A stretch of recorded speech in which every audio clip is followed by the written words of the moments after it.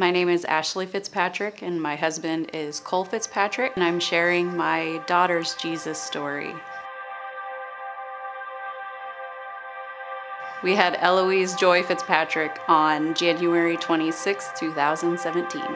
So Eloise was born and they did the newborn screening, and when we were able to take her home from the hospital, and the genetics counselor called me and she wanted to know how much information I could handle from the newborn screening. And my mom had just passed away, so I told her I couldn't handle any kind of drama at the time. So she asked if there was somebody at the house that she could talk to, and my mother-in-law was there, so I handed the phone to her, and she told her that she was flagged on the newborn screening for Pompe disease. Did you have any idea at the time what Pompe disease was? No, Pompe disease is extremely rare, and she actually told me specifically not to Google it because it's a very devastating disease, and it actually, if it's infantile Pompe, it claims their life within the first year. So again, how old was she after they had done the screening and you actually got this phone call? She was a couple weeks old, a few weeks old. So we were newly home from the hospital when they called. Things were going fine. Yep, everything seemed fine. You know, you worry about your newborn, so because I can't talk. But okay. So you're home, you get this phone call, Pam talks to the doctors. What did Pam tell you? What did she say? Pam told me that she wrote down all the information, what it would mean. She would have to endure transfusions every week. If it wasn't infantile Pompe, she would possibly last into her teens. And if she did, she would be in a wheelchair on oxygen. Her muscles wouldn't develop. So they needed to do all kinds of tests to find out which stage, or if she was actually a carrier of Pompe disease.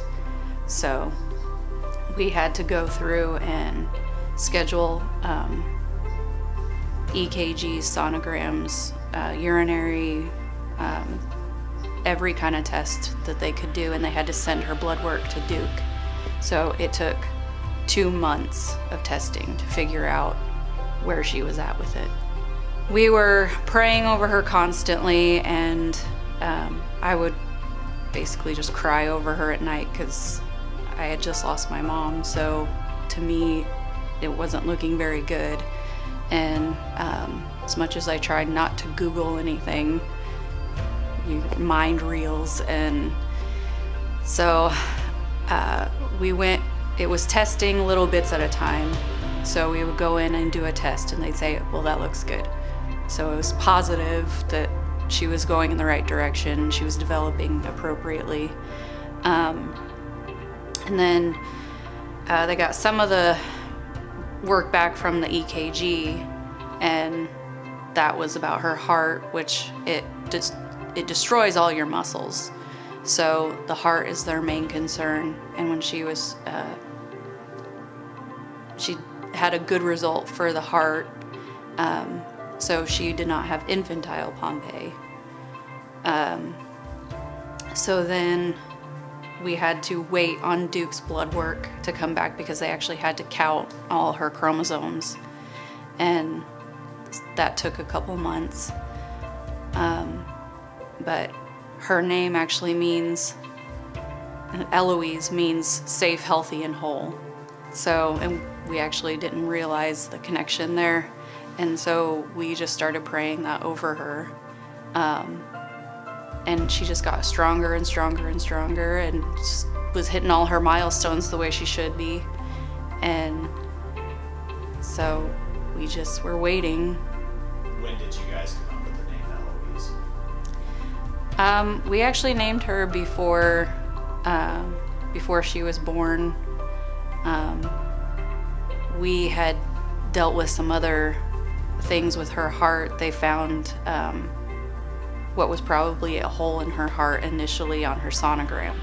So we were claiming that she was healthy and whole through that, and then we didn't realize how much we would be speaking that into existence, you know, later on. Well, we got everybody involved. Praying wise, we just asked everybody we knew to pray for her and just to stand with us in that we were believing she didn't have this disease and that she would be healthy and strong. And, you know, constantly got text messages and prayers, and for 2 months, it was really long 2 months. So I got a phone call from the genetics counselor. She had been calling pretty frequently just to make sure we were okay. And she said that Duke came back with the results and they couldn't find any trace of the disease in her blood, which initially they had. So we firmly believe that God made her new. So they said that they didn't understand why there was such a difference, which we knew the reason behind it, but they just said keep an eye on her. She's hit all her milestones, and they weren't worried about it anymore at that point.